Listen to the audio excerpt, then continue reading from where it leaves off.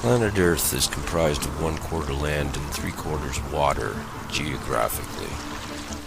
The average human body is composed of up to 90% of its weight in water from birth. The human fetus spends 9 months approximately in utero and in water. All living creatures that have breath are born in and or from water. The Earth contains roughly 368 trillion cubic meters of water. Humans throughout history have used less than 10% of the world's water resources at any time. The average modern-day human being uses approximately 100 gallons of water a day. That is 5 times the weight of the average human being, over 800 pounds.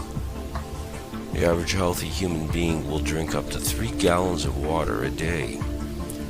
All of the planet's most ancient mythos, theos, and cosmologies record creation events that begin with water.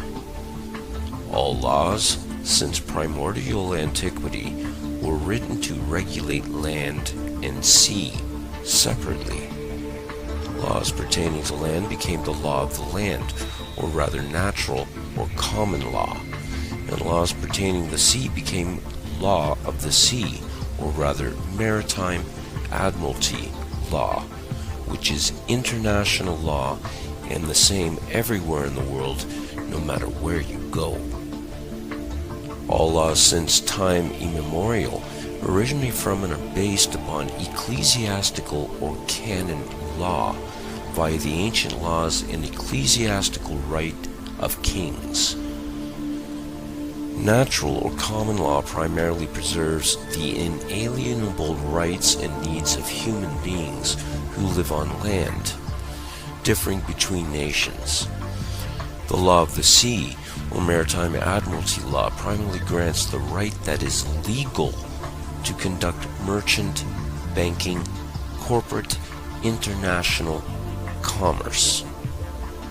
Seeing how living persons cannot live on or in water for extended periods of time, and the Earth's seas have been used primarily for travel since antiquity, regulation of the sea for merchant, trafficking, shipping, and commerce through law became necessary for the merchants of nations to do business internationally.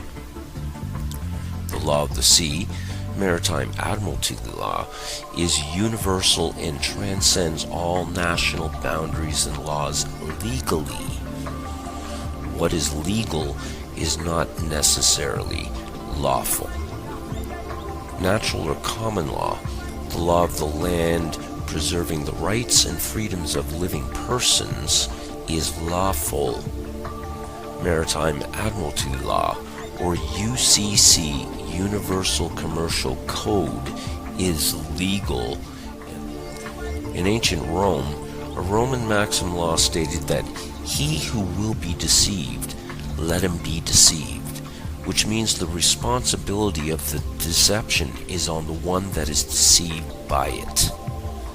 Unbeknownst to everyone, maritime admiralty law, the international law of the high seas, came upon land like a flood and made every man, woman, and child since that time dead in the water. The word maritime comes from the Proto-Italic cognates mer, mar, mare, and mari, which all mean water. These cognates are found in words like commerce and merchant and maritime. The water that flows by currents in rivers is directed by the river banks. Water that flows in the world of maritime admiralty law is money, because money is water. Money is currency. It's liquid, as in liquid assets. Money, or monai, mono-I, or simply one eye in maritime admiralty banking laws, is the lifeblood, the cash flow of the system of merchandising and traffic. To traverse this fictional world, there must be ships. Ships traverse water or the sea, and when they come to land, they come into a port. When you plug your electronic device into a computer, you're plugging it into a USB port, a universal serial bus port. The world of the internet is analogized with water as well.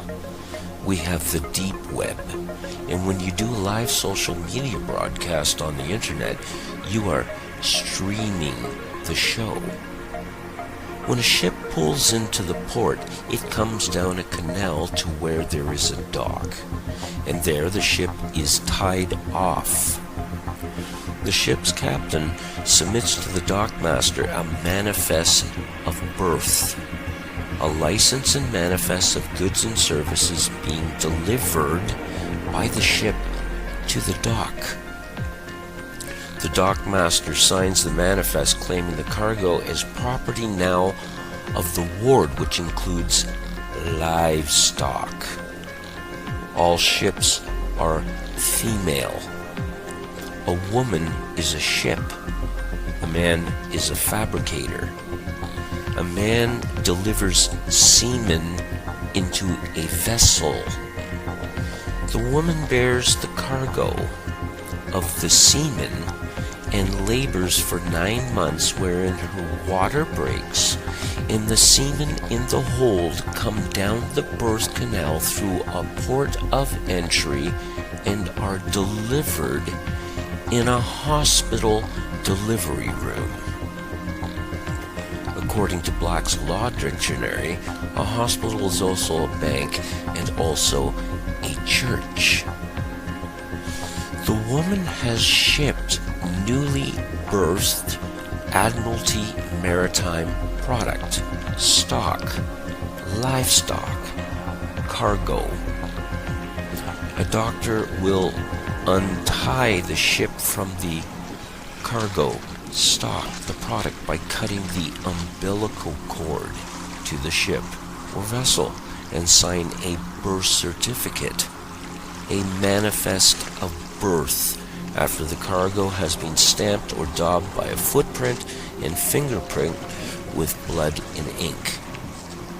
And after the informants, which are your parents, sign the manifest, which is plainly written on the certificate itself, your parents, the informants, are informing the doctor that the cargo, the stock, is now delivered and can be claimed by signature. The doctor signs the certificate, making you now lost at sea as unclaimed corporate property, cargo, stock, product, commodity. You are now legally dead in the water, and your name appears in all capital letters and on every other legal document. And as I said, legal is not necessarily lawful. The word capital, capital, etc. comes from the Latin caput, which means skull, and the word El, which is named for the Phoenician, Hebrew, and Roman god Saturn, which can be found in the Bible. Capitol is where we get Capitoline Hill, Golgotha, Capitol Hill, as in Washington, D.C. Caesar in antiquity ruled from the hill, just as modern-day presidents, monarchs, and popes rule from hills. A gangster may shoot someone in the head and say, "I capped him," a euphemism for a bullet causing death to the head. The word captain comes from the word capital, which means money or one eye, and equals water, the currency ration. All corporations are fictional. They exist on paper as a dead body vessel, just as your name in all caps on a birth certificate. The Constitution of the United States was formed in 1776, but the Constitution of the Incorporation of the United States was in 1871. The Corporation of the United States was formed in Delaware, Maryland in 1871 and became the United States, Inc. All citizens of U.S. Inc. have a license to work for U.S. Inc. They are employees. All corporations must have three things: a president, a vice president, and a secretary-treasurer.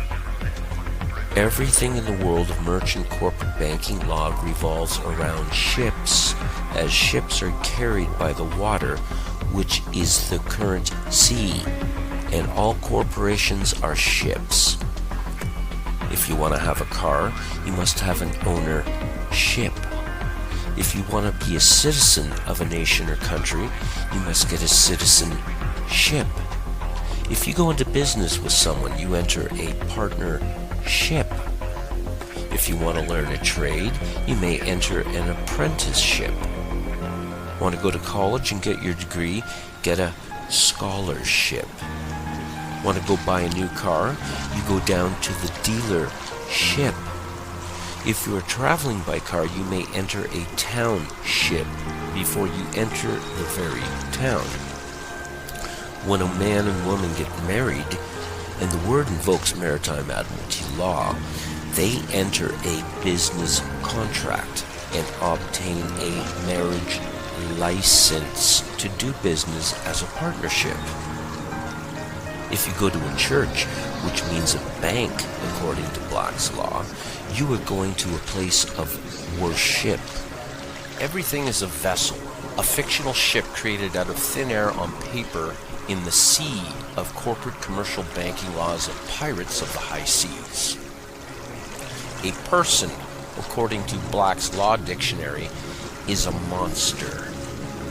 According to canon law, Goyim, translated from the Hebrew to mean nations, cattle, chattel, animals, beasts, non-human according to rabbinical sources which are authoritative, in ecclesiastical or canon law which includes Talmudic rulings.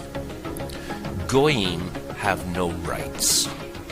Admiral or admiralty laws apply to the authority of the captain, who is the admiral of the ship.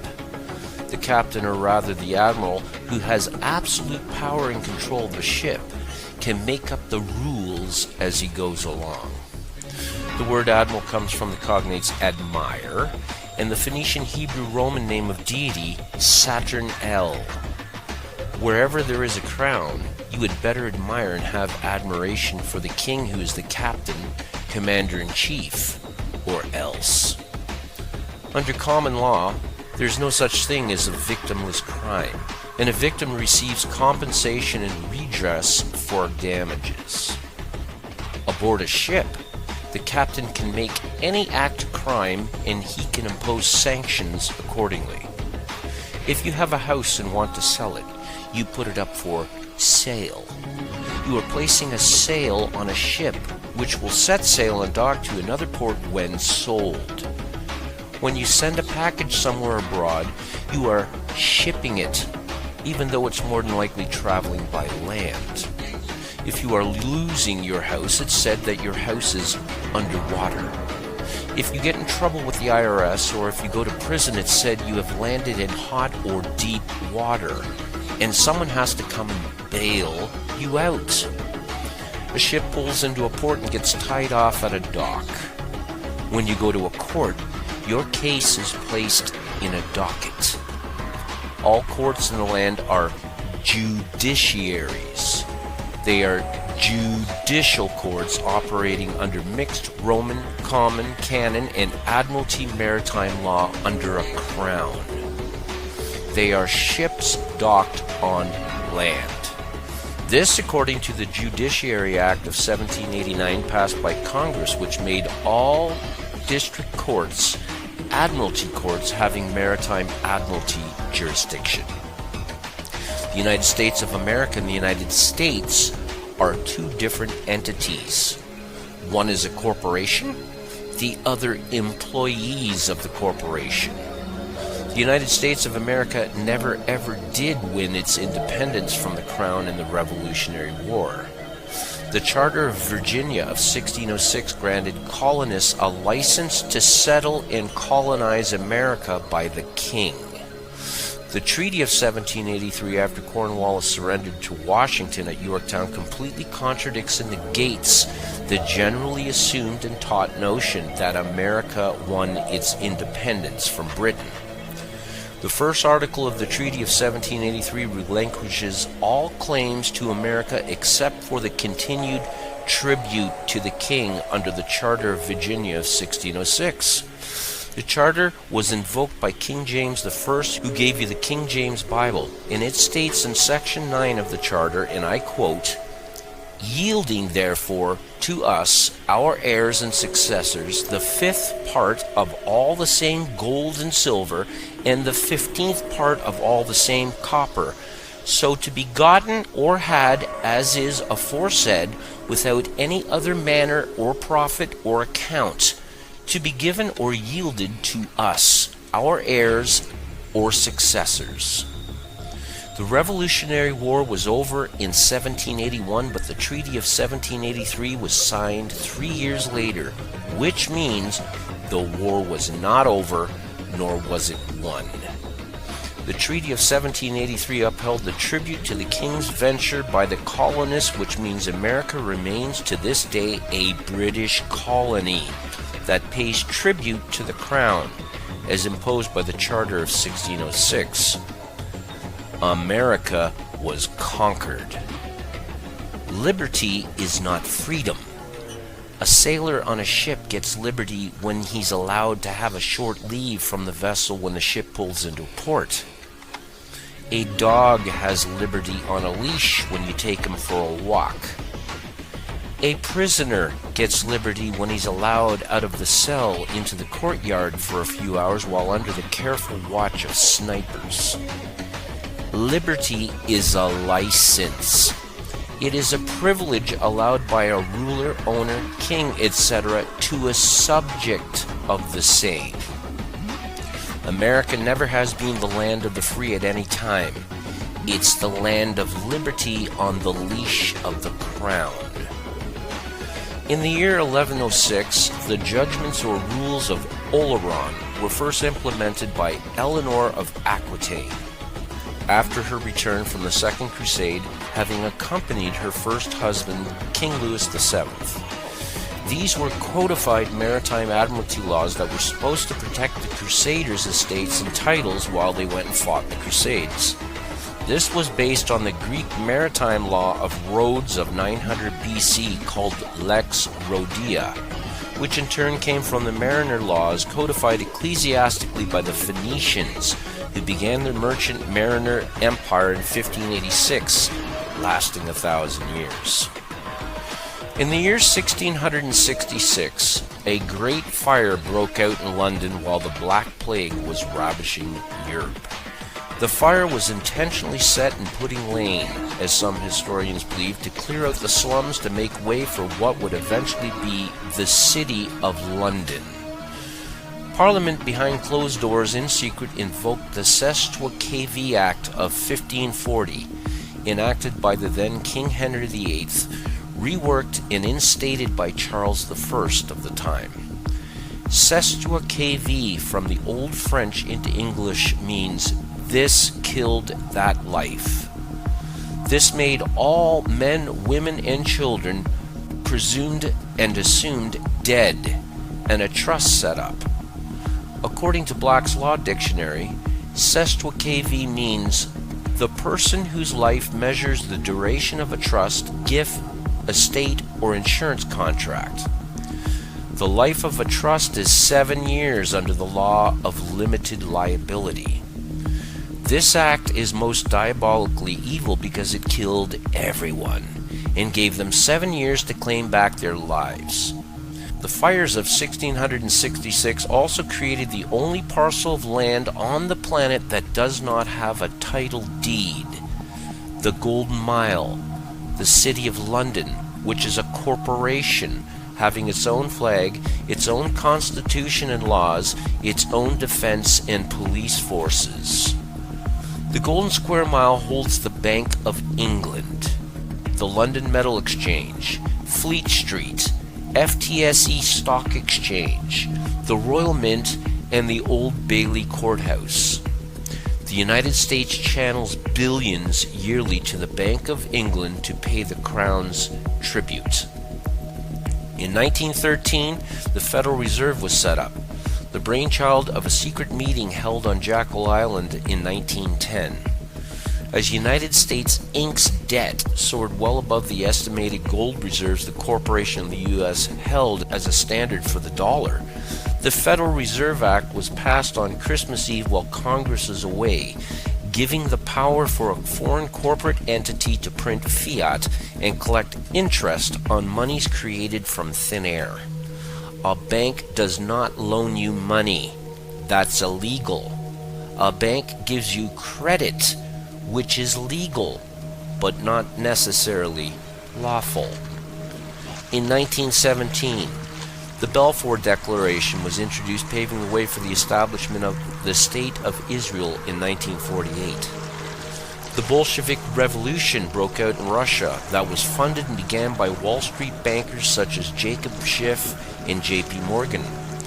That same year, Woodrow Wilson signed in the War Powers Act that basically stated that the U.S. was stopping all trade with the enemy except for those whom are granted a license, which excluded Americans. Licenses began to be issued in 1933. In 1933, the U.S. had reached Section 11 bankruptcy. President Roosevelt amended the War Powers Act of 1917 and declared all U.S. citizens as enemies of the state. There was a declared national emergency on March 9th, with an emergency act being passed placing all power, property, and resources of the U.S. into the hands of the President under martial law that has continued ever since. This is renewed yearly by executive order. The Federal Reserve began to print fiat money. The all-seeing eye was placed on the dollar bill. All men, women, and children born ever since arrive as collateral for U.S. Inc.'s debt, as slaves and enemies of the state. The balance of debt versus collateral is determined through illegal wars for profit, where the debt versus collateral is balanced, or rather the herd of slaves is thinned out. What all this means, ladies and gentlemen, is you are all slaves and cannon fodder for the nations you are in and who are subservient to the rulers running them. You have been turned into collateral for national debts. Consider this when hearing about the imminent collapse of the economy soon to take place. When debts cannot be paid, you are said to be in deep water, and those in deep water usually drown. Shylock, according to Shakespeare, asked for a pound of flesh to pay the bill. The owners of U.S. Inc. demand the same according to Admiralty Maritime statutes you are all under. The sun never did set on the Roman Empire, and Rome is just as alive today as it was a couple thousand years ago. You are all owned property and subservient to a crown, whether you like it or not. You are all considered dead and unclaimed by the crown, who laid claim and made you their bitch. You cannot, nor are you allowed to speak for yourself, as dead persons cannot speak, and is why you need a lawyer to speak for you in a court. The dead have no rights. This is all based upon ancient ecclesiastical or canon law at its root and core.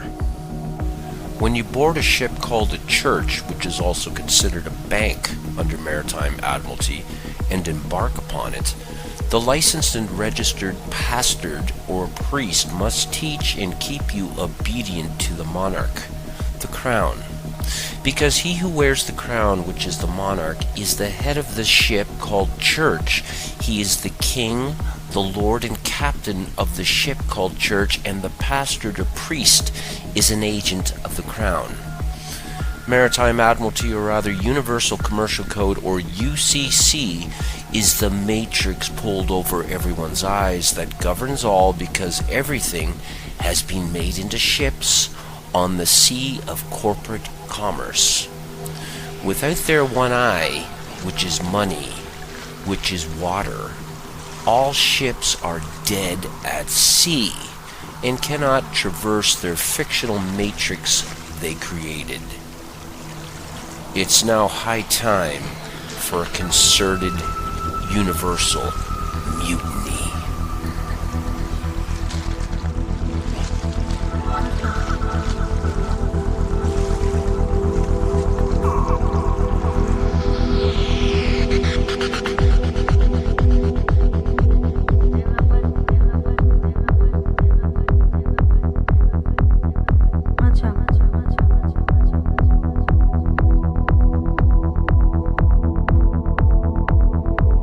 We are opposed around the world by a monolithic and ruthless conspiracy that relies primarily on covert means for expanding its sphere of influence, on infiltration instead of invasion, on subversion instead of election.